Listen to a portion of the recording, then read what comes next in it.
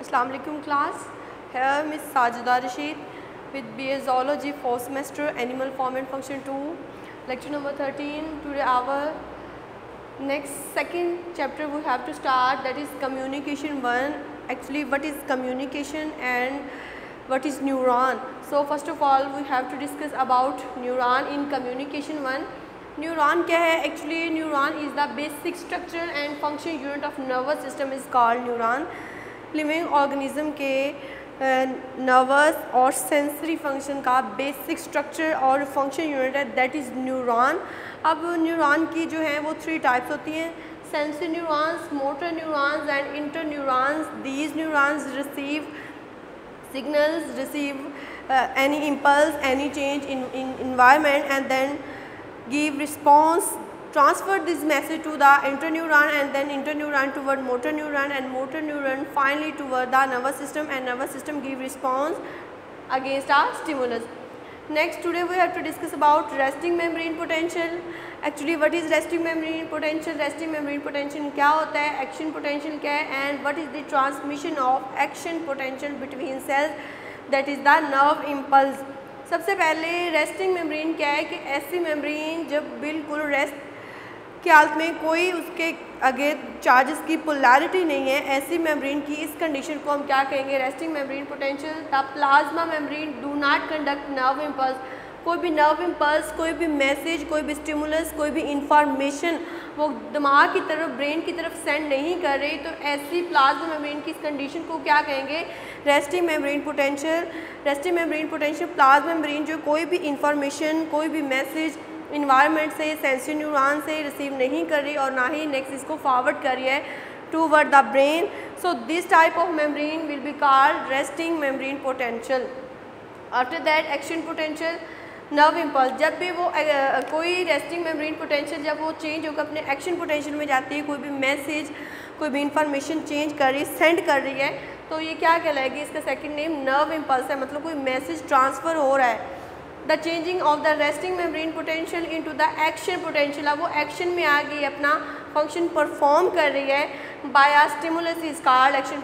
Stimulus क्या है, अब कोई भी इन्वायरमेंट में चेंज है, लेट्स अगर आपको प्यास लगी है तो आप पानी पीने के लिए जाते हैं, तो ये जो आपको प्यास लगी है ये आपका इंटरनल स्टिमुलस है. अगर आपको किसी ने आवाज़ दी है तो आप चल के उसकी तरफ गए, ये क्या था, जो आवाज़ आपने सुनाई दी वो आपका एक्सटर्नल स्टिमुलस था और आपके ब्रेन ने इसके अगेंस्ट, इसके रद्द अमल में जो आपको रिस्पॉन्स दिया है वो क्या है, उसका एक्शन है.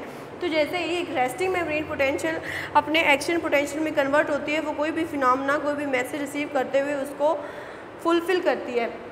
उसके बाद आज हमने जो थर्ड टॉपिक डिस्कस करना है, that is transmission of action potential between cell. कि सेल्स में एक एक्शन पोटेंशियल कैसे ट्रांसमिट होता है, कैसे फॉरवर्ड होता है, कैसे ट्रांसमिट होता है, इसकी ट्रांसमिशन पे हमने बात करनी है. A stimulus that is strong enough to initiate an impulse is called threshold stimulus. That is very important short question. Actually, what is threshold stimulus? कोई भी ऐसा स्टिमुलस, कोई भी ऐसा माइनर सा change in the environment, external environment या internal environment में ये जो मिन्यूट सा चेंज है, ये क्या है, थ्रेशोल्ड स्टिमुलस. और ऐसा स्टिमुलस जो किसी भी एक्शन को फुलफ़िल करता है, उसको कैरी आउट करता है, उसके फिनोमेना को कंप्लीट करता है, कोई भी नर्व इम्पल्स को आगे फॉरवर्ड करता है ब्रेन की तरफ, तो ऐसा स्मॉल सा चेंज ये क्या कहलाता है, threshold stimulus. The inflow of positively charge ion, sodium ion जो है वो न्यूरॉन के अंदर की तरफ मूव करेंगे, causes the membrane potential to go from -70 millivolt towards 0. अब जैसे ही रेस्टिंग मेम्ब्रेन पोटेंशियल में जो रेस्ट के हाल मेम्ब्रेन का पोटेंशियल है वो -70 है, इंटरनल जो है वो बहुत ज़्यादा नेगेटिविटी है, और जैसे ही कोई एक थ्रेशोल्ड स्टिमुलस आया है और पॉजिटिवली सोडियम आयन जो है वो इनसाइड मूव करना स्टार्ट हुए हैं, देन क्या होगा, पॉजिटिविटी इंक्रीज हो जाएगी. इंटरनल साइड पे there will be more positive ion. Due to the more positive ion -70 millivolts will be after that cancellized toward positive ion. This loss in membrane polarity is called depolarization. जैसे ही वो -70 milli volt पे अपनी polarity भी थी, resting membrane potential में था। तो जैसे ही पॉजिटिवली सोडियम आयन जो है वो इंटरनल की तरफ मूव होना स्टार्ट हुए हैं, ये क्या हो रहा है कि -70 जो नेगेटिव चार्ज है लॉस हो रहा है, अब उसमें पोलैरिटी डिवेल्प हो रही है। पोलैरिटी क्या हो रही है, this loss in membrane polarity. अगर तो मेम्ब्रेन जो है वो अपना फंक्शन कर रही है, वो कोई भी नर्व इम्पल्स ट्रांसमिट कर रही है, वो क्या है, वो पोलराइज्ड है, पोलैरिटी है। There is a difference between negative and positive ion. और जैसे ही इंटरनल नेगेटिविटी जो है वो उसमें डिक्रीज़ होना स्टार्ट हो जाता है कि -70 मिली वोल्ट से वो पॉजिटिव की तरफ जाना स्टार्ट होता है, तो ये लॉस आ रहा है नेगेटिविटी में, this loss in membrane polarity. अब उसकी पोलैरिटी जो है ये रिड्यूस हो रही है, इज़ कॉल्ड डीपोलराइजेशन। अब उसको क्या किया जा रहा है, डीपोलराइज किया जा रहा है। -70 पे वो क्या थी, पोलराइज थी, उसकी जो इंटरनल चार्ज है वो -70 मिली वोल्ट था। जैसे ही positive ion internal move out होना स्टार्ट हो गए तो नेगेटिविटी जो है वो पॉजिटिविटी से कैंसिल आउट होना स्टार्ट हो गई, तो इसको क्या कह रहे हैं, डीपोलराइजेशन। हम उसकी पोलैरिटी को ख़त्म कर रहे हैं। जैसा कि आप इस एग्जांपल से इसको अंडरस्टैंड कर सकते हैं, ये एक्शन पोटेंशियल है। जैसे जैसे नर्व इम्पल्स मूव करेंगे then toward right side it will be the symptom science of action potential. सबसे पहले -70 मिली वोल्ट पे क्या है कि वो डीपोलराइज्ड हो रही है। -70 मिली वोल्ट जो इंटरनल उसका चार्ज है वो टोटली जो है वो रेस्ट की हालत में, सोडियम आयन जो है वो इंटरनली इनसाइड मूव करेंगे, 2 sodium ion internal inside move करेंगे और 3 पॉजिटिव आयन बाहर जाएंगे।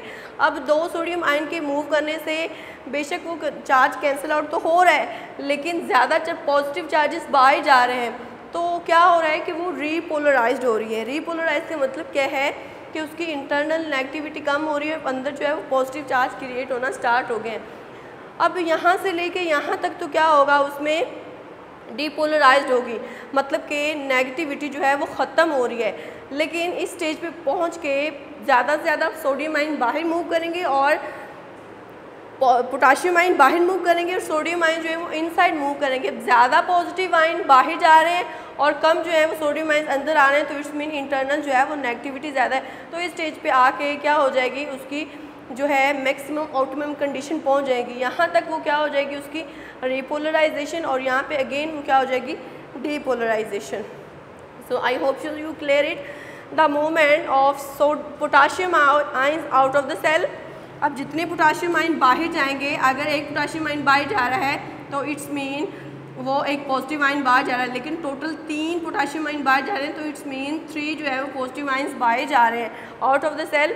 Build up positive charge outside the cell. Outside the cell जो है पॉजिटिव आयन ज़्यादा है, again the membrane become repolarized. अब वो क्या हो रही है, रीपोलराइज। रीपोलराइज का मतलब वो अगेन नेगेटिविटी डिवेल्प हो रही है। जैसे ही नेगेटिव साइड इनसाइड ज़्यादा होगी और बाहर पॉजिटिव चार्ज ज़्यादा होगा, तो वो क्या है, पोलराइज्ड है। और जैसे ही अंदर पॉजिटिव आयन ज़्यादा हो रहे हैं तो वो क्या हो रही है, वो डीपोलराइज्ड हो रही है। चूँकि पहले यहाँ पे -70 मिली वोल्ट चार्ज था और सोडियम आयन जो है वो अंदर आ रहे हैं, तो वो क्या कर रहे हैं, उसको डीपोलराइज कर रहे हैं। लेकिन अगेन फिर क्या हुआ अगेन पोटाशियम आयन जो है वो आउटसाइड मूव कर रहे हैं और इनके पोटाशियम आयन के बाहर मूव करने की वजह से 3 सोडियम आयन बाहर जा रहे हैं और इंटरनल एक्टिविटी हो रही है। It's mean again depolarize condition जो है वो डेवलप हो रही है। After that an action potential travel along an axon, it reach the end of the branching axon, the terminal called the bulb. So जैसे जैसे ये नर्व इम्पल्स जो है ये मूव करता है एक एंड बल्ब तक इसकी मूवमेंट होती है, and the similarly a series of membrane changes occur, resting membrane potential and then action potential, again resting membrane potential and again action potential. We was discuss about neuron. Actually neuron is the basic structure and function unit of nervous system is neuron. There are 3 types of neurons: sensory neurons, motor neurons and interneurons. Next हमने बात की है resting membrane potential. ऐसा membrane potential, membrane की वो condition जिसमें वो कोई भी मैसेज, कोई भी स्टिमुलस ट्रांसफ़र नहीं करे, ट्रांसमिट नहीं करे, इसको क्या कहते हैं, रेस्टिंग मेम्ब्रेन पोटेंशियल। जैसे ही वो रेस्टिंग से एक्शन पोटेंशियल की तरफ आ रही कोई भी स्टिमुलस आया है तो इसको क्या कहते हैं, action potential, that is the nerve impulse. After that transmission of action potential के एक्शन पोटेंशियल कैसे जो है ये इनिशिएट कैसे होता है, स्टार्ट कैसे होता है, तो कोई भी एक स्टिमुलस चाहिए है, एक्सटर्नल स्टिमुलस हो सकता है, इंटरनल भी हो सकता है। एक्सटर्नल क्या है, अगर आपको प्यास लगी है तो आप पानी पीने गए हैं, अगर आपको प्यास लगी है तो प्यास जो है आपका इंटरनल स्टिमुलस है। और अगर आपको किसी ने आवाज़ दी है और आप उसकी आवाज़ सुनने के लिए चले गए, उसका आपने रिस्पॉन्स दिया है, that is external stimulus. So the inflow of positively charged ions you clearly understand by this the diagram. When positively sodium ions move inside, जब 2 सोडियम आयन अंदर जाएंगे तो it's mean there will be the increase in 2 positive charge ion. अब ये जो -70 है milli volt, ये इसमें लॉस होना स्टार्ट हो जाएगा क्योंकि पॉजिटिव आयन अंदर आ रहे हैं। जब भी नेगेटिव चार्ज है इसमें -70 मिली वोल्ट, ये क्या है, पोलराइज कंडीशन में। जैसे जैसे सोडियम आयन अंदर आना स्टार्ट हो जाएंगे, ये अगेन क्या हो रही है, depolarised.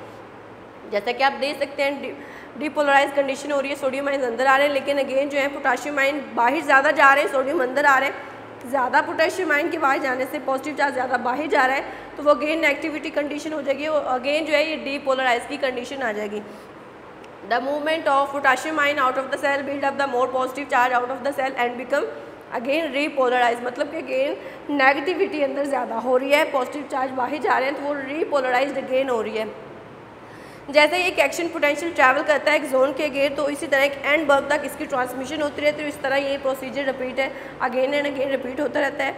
So I hope so you understand very clearly. See you again in the next lecture. अल्लाह हाफिज़, टेक केयर ऑफ़ यू।